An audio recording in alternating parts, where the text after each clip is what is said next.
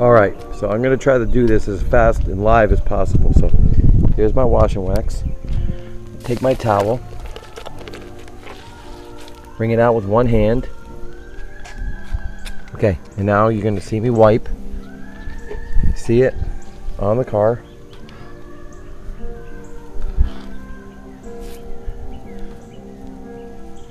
Alright.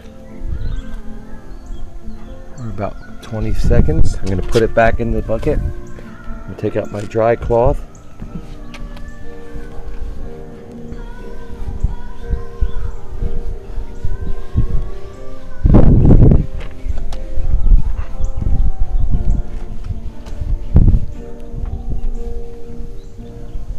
Okay, so the hood has been washed and waxed.